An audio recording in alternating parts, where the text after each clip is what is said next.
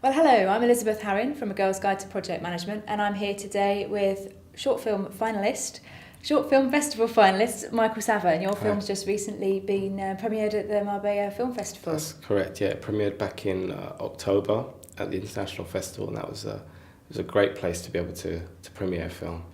Loads of big feature films, loads of documentaries, loads going on. And since then, we've been in 3 more festivals and hopefully lots more next year. Brilliant. So how we define a project tends to be a project is a unique or a one-off occasion with an initiative with a start, a middle and an end, and a film certainly fits that criteria. Definitely. So how did you go about planning for doing a film? It's quite difficult in the fact that you haven't really got an end always, isn't set in stone.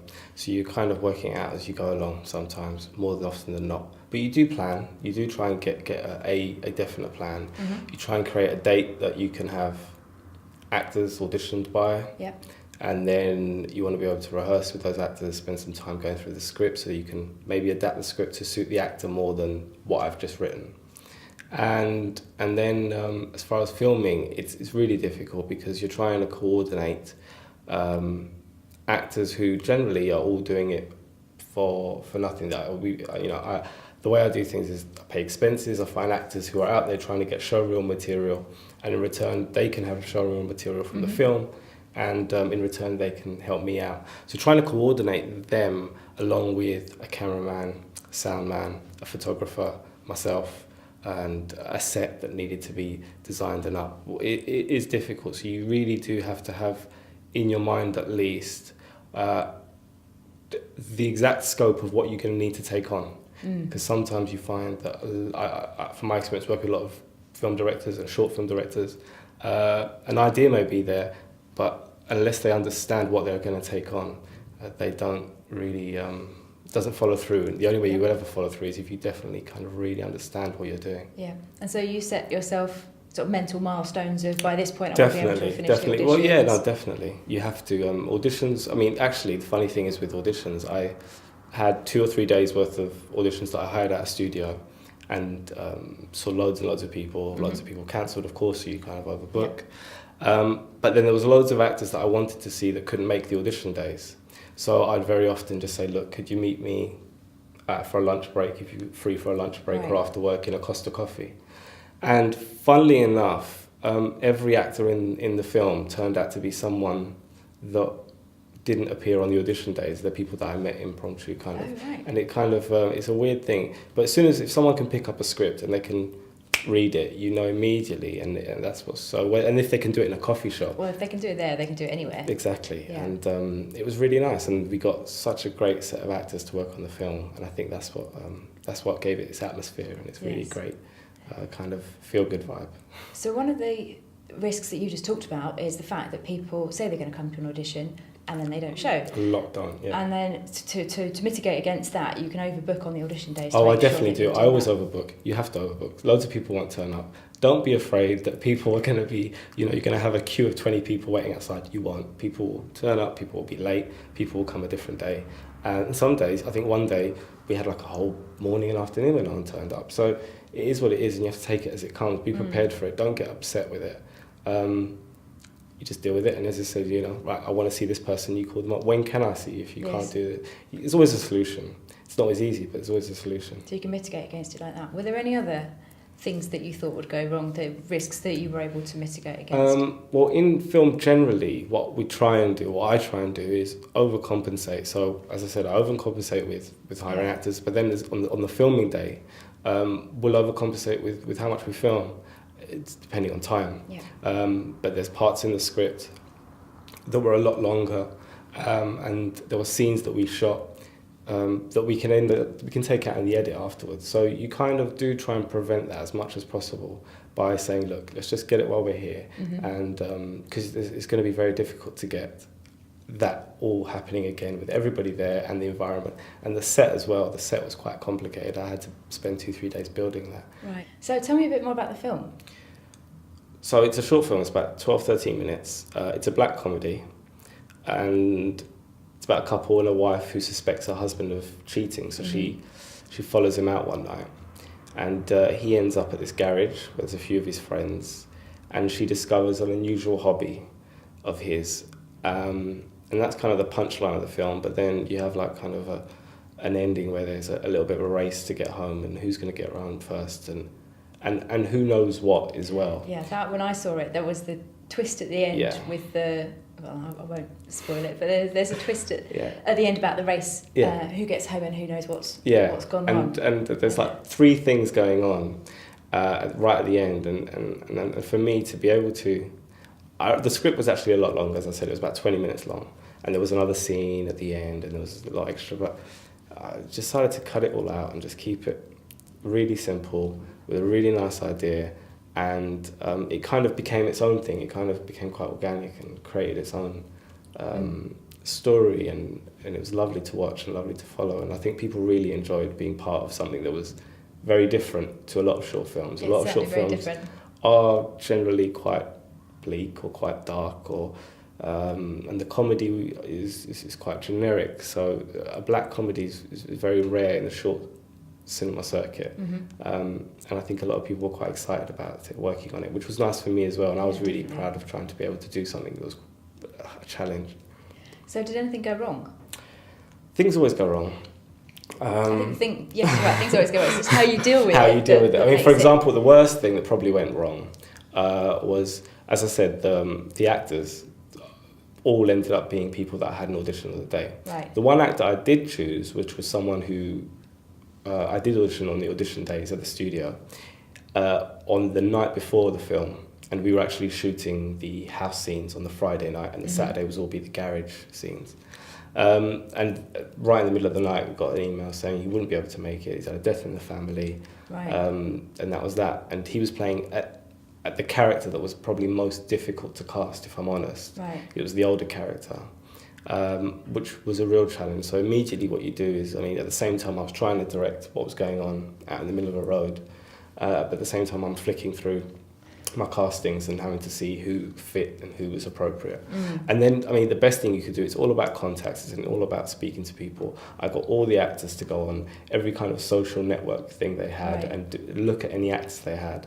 Luckily, the main actor, James, who plays the husband, he had worked with an actor called Barry Clark, who he had worked with a few times and was up for anything really, and up for a good laugh. And it was the type of script that suited him.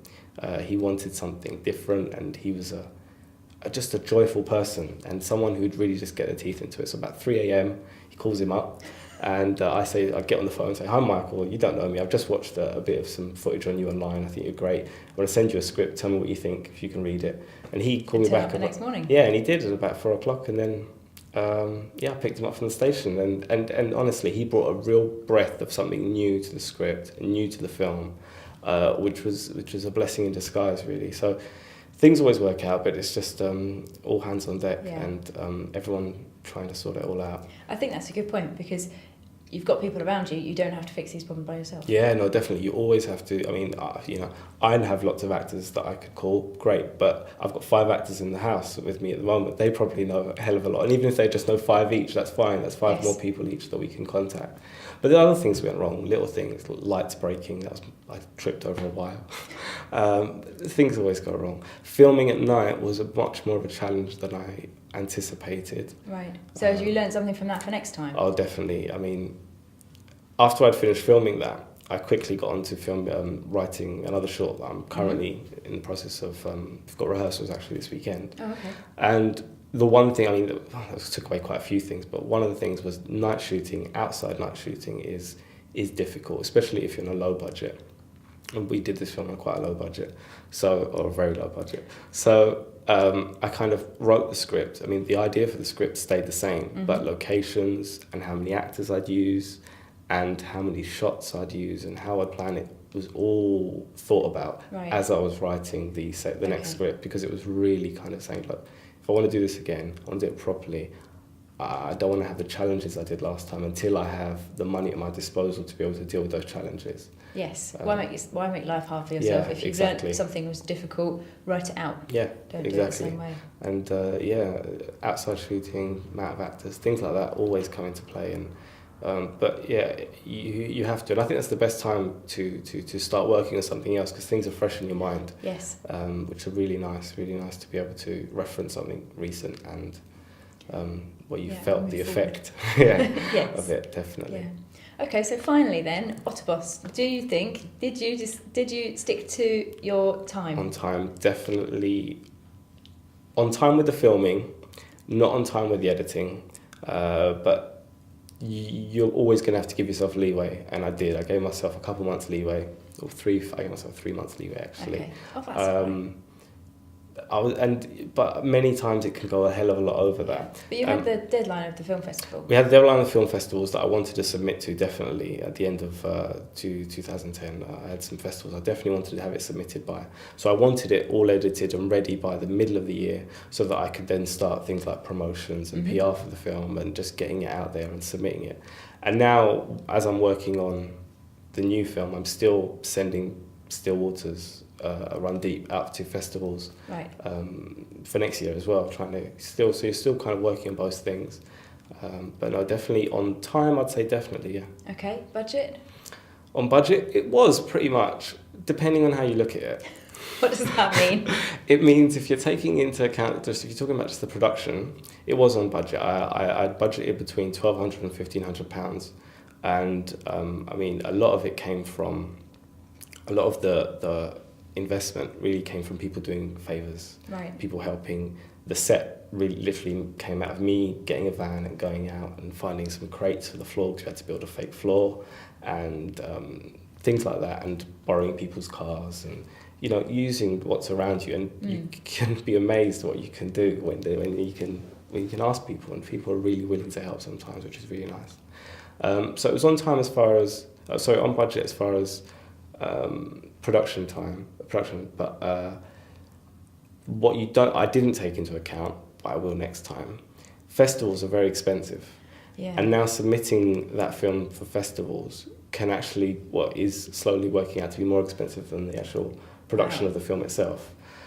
So you kind of learn from that, and you kind of think, okay, I need to be more selective about maybe the type of film I'm making, so that I can be selective about the festivals that I enter it to. Yes. And that's definitely what I'm doing now. I'm making a sci-fi, and I'm going to try and see how that works at the horror and sci-fi festival circuit next year. Okay. And hopefully that'll give me a smaller audience, but a very passionate audience, and something I can control money-wise as well. Yeah. Okay. And scope? You set out to do a particular thing to produce your film. Definitely on scope, as far as if as you said, if the plan was to go out there, do a short film that was something that I was produced, directed and wrote myself, then definitely on scope. But with short films, every stage they kind of turn into something else by themselves. Right, lots of changes along the way, whether it be pre-production or post-production or whatever or even in distribution. The film takes its own thing on, even when you're trying to market the film. People read it differently, and I understand that, considering the type of film it is. People read it differently, so you have to be understandable that the scope of the film can actually change. But as far as my personal scope, definitely what I set out to achieve, and I'm very, very, very happy with it. Yeah. Great. So where can people find out more about the film and the new film? And the new film, well, they can go to stillwatersfilm.com, and that's where the film website is. You can find clips, trailers, pictures from the production day, which are really cool. Actually, we had a great photographer there. And he took some amazing shots, and we used a lot in publicity. That was really helpful. So there's lots on there. And if you go to newecw.com, there's all the stuff about the production company that I'm doing, and we do filming for corporate filming as well. But it'll tell you about all the upcoming films that we want to do next year. And I've got, as I said, a sci-fi coming up, and I'm trying to work on a live action animation. Wow. And I'm trying to work on a single animation as well. So it's kind of maybe fingers in too many pies, but a lot of new projects. But yeah, it's exciting, and why not? I'm happy. I'm great. I'm enjoying it, and it gives me loads of experience. I've never done certain parts and certain things, so the more I can try, the more I can get some experience in, and use it in different areas as well. Brilliant. All right. Well, thank you very much. Thank you very much.